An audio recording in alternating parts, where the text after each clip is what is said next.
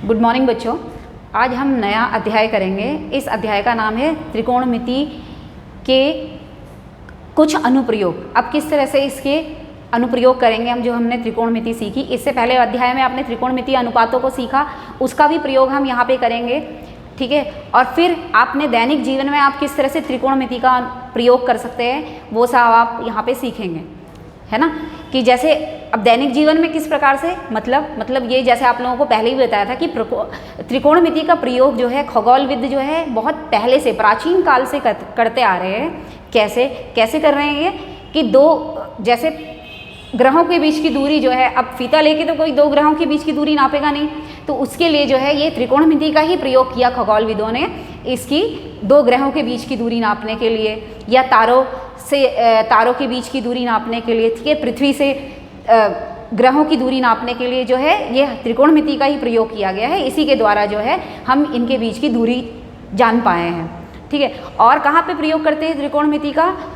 भूगोल शास्त्र में भी इसका प्रयोग किया जाता है कि जैसे मानचित्र में जो है दो द्वीपों के बीच जो है बीच की दूरी, अक्षांश और देशांतरों के सापेक्ष जो है उनके बीच की दूरी नापने के लिए भी त्रिकोणमिति का प्रयोग किया जाता है। नौचालन में भी इसका प्रयोग किया जाता है। अब यहाँ पे आप किस तरह से सीखेंगे कि हम किस तरह से जो है त्रिकोणमिति का प्रयोग करें। तो कुछ विधियाँ हैं, उन विधियों को समझकर आप जो है त्रिकोणमिति का प्रयोग जो है वो ऊंचाइयाँ और दूरियाँ नापने के लिए किया जाता है। जैसे मैंने यहाँ सामने लिखा भी है कि ऊंचाइयाँ और दूरियाँ नापने के लिए त्रिकोणमिति का प्रयोग। तो किस तरह से देखिए, जैसे मान लीजिए कि एक लड़की है यहाँ नीचे भूमि पे खड़ी है, ठीक है। ये जो है एक शिखर है, या ये कहीं एक बिल्डिंग है, बिल्डिंग के ऊपर टॉप में देख रही है ये, ठीक है।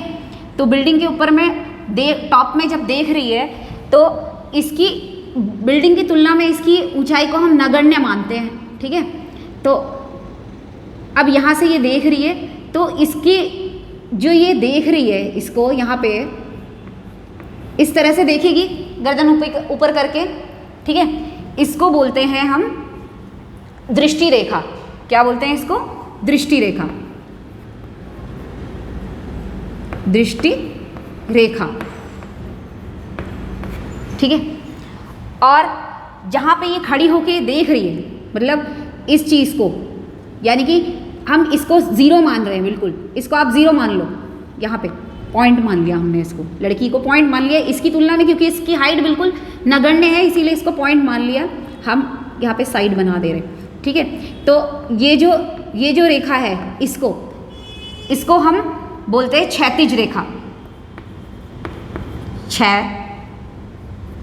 क्षैतिज रेखा, ये क्षैतिज रेखा है आपकी, ठीक है।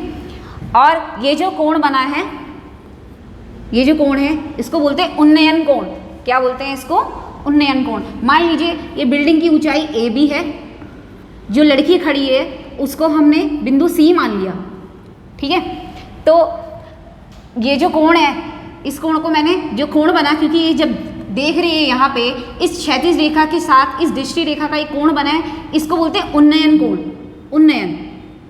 उन्नयन कोण, इंग्लिश में बोलते हैं इसको एंगल ऑफ एलिवेशन, ठीक है।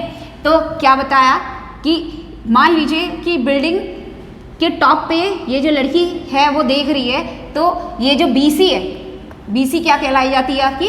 क्षैतिज रेखा, क्षैतिज रेखा, क्षैतिज रेखा, ठीक है। BC आपकी क्षैतिज रेखा है, और AC क्या है? AC है आपकी दृष्टि रेखा, लाइन ऑफ साइट, दृष्टि रेखा, ठीक है। और आपका ये जो थीटा है, जिसको आप कोण BCA भी बोल सकते हो, कोण BCA बोलो, ठीक है। BCA क्या है? एंगल ऑफ एलिवेशन बताया, उन्नयन कोण, उन्नयन कोण, ठीक है। तो इस तरह से देखिए आपका एक समकोण त्रिभुज बन गया, क्योंकि आपको पता है कि कोई भी वस्तु भूमि पे जो हमेशा सीधी खड़ी होती है और वो समकोण बनाती है। यानी कि ये जो पिलर है, ये जो बिल्डिंग है, ये भूमि से कितने अंश का कोण बना रहा है? 90 डिग्री का कोण बना रहा है ना। तो और ये जो कोण है ये थीटा है, थीटा कुछ भी हो सकता है ना।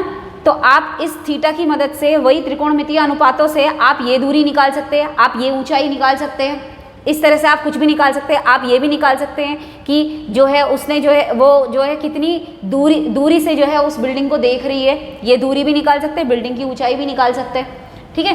तो इसी तरह से यदि ये तो हुआ जब हम नीचे से ऊपर की तरफ देख रहे हैं तो कौन सा कोण बनता है, उन्नयन कोण बनता है। अब है अवनमन कोण। अवनमन कोण क्या होता है, अवनमन कोण इसी का उल्टा है। यदि कोई व्यक्ति जो है किसी बिल्डिंग पे खड़े होके नीचे की तरफ देख रहा है, अब नीचे की तरफ यहाँ पे रखी मान लीजिए एक बॉल को देख रहा है वो, ठीक है, यहाँ पे ये बॉल है इसको देख रहा है, ठीक है, और ये जो बिल्डिंग है, बिल्डिंग को मैंने PQ मान लिया, ये PQ है और ये जो बॉल है ये R बिंदु से दर्शा रहा है, ठीक है। तो इस टाइम पे आपकी क्षैतिज रेखा कौन सी होगी, जैसे आपको बताया था कि जहाँ से आप देख रहे हैं उसके जो सीध में है बिल्कुल पैरेलल जो है वो क्षैतिज रेखा है। तो यहाँ पे क्षैतिज रेखा जो है ये है, यानी कि बिंदु से ऊपर होती है क्षैतिज रेखा, यहाँ पे अवनमन कोण में, और यहाँ पे जो कोण बनता है इसको बोलते हैं अवनमन कोण। ये तो है क्षैतिज रेखा आपकी, क्षैतिज रेखा, ठीक है। और जहाँ से आप देख रहे हैं इसको क्या कहते हैं, जैसे आप लोगों को पहले भी बताया, इसको क्या बोलते हैं, दृष्टि रेखा, दृष्टि रेखा, लाइन ऑफ साइट, ठीक है। और ये जो कोण बन रहा है थीटा, ठीक है, ये जो है अवनमन कोण कहलाता है, अवनमन कोण, ठीक है। तो इसमें भी इस तरह से भी आप जो है इस बिल्डिंग की ऊंचाई निकाल सकते हैं, ये निकाल सकते हैं कि बिल्डिंग से जो बॉल है वो कितनी दूरी पे है, ठीक है। कैसे, अब यहाँ पे थीटा बाहर की तरफ बना है, मगर आपको पता है एकांतर कोण, ये और ये एकांतर कोण है, क्योंकि यहाँ पे ये क्षैतिज रेखा है, ये भी क्षैतिज रेखा है, दोनों समांतर हैं, समांतर को काटती हुई ये त्रियक रेखा जा रही है। तो ये कोण थीटा, तो ये भी कितना हो जाएगा, हम यहाँ पे इसको थीटा लेके चलते हैं और इसके अनुरूप जो है त्रिकोणमितीय अनुपातों की मदद से हम जो है इस त्रिभुज का कोई भी एक, किसी की भी लंबाई निकाल सकते हैं, त्रिभुज में किसी भी एक भाग की लंबाई निकाल सकते हैं, ठीक है। तो क्या बताया इसमें, कौन है क्षैतिज रेखा, इस टाइम पे आपकी मान लीजिए ये S है, QS आपकी क्या होगी, क्षैतिज रेखा होगी, क्षैतिज रेखा, ठीक है ना। और दृष्टि रेखा कौन सी होगी, RQ जो है आपकी दृष्टि रेखा होगी, दृष्टि रेखा, ठीक है। और कोण जो है SQR, ये जो है आपका बराबर जो है वो थीटा है, और ये जो आपका क्या कौन सा कोण कहलाता है, ये कहलाता है आपका अवनमन कोण, अवनमन कोण, ठीक है। तो आपको समझ में आ गया होगा कि कब अवनमन कोण बनता है, कब उन्नयन कोण बनता है। बिल्कुल सिंपल, जब हम नीचे से ऊपर की तरफ देख रहे हैं तो उन्नयन, आंखें क्या होगी, ऊपर हो गई, उन्नयन, ठीक है ना। और जब नीचे की तरफ देख रहे हैं तो गर्दन झुक गई, आंखें नीचे झुक गई, तो अवनमन कोण, ठीक है। और किस तरह से जो आपने कोण बनाना है ये समझ में आ गया होगा आपको। तो इसी विधि का प्रयोग करके जो हम आगे जो इस प्रश्नावली के सवाल करेंगे। आशा ये समझ में आ गया आपको। धन्यवाद।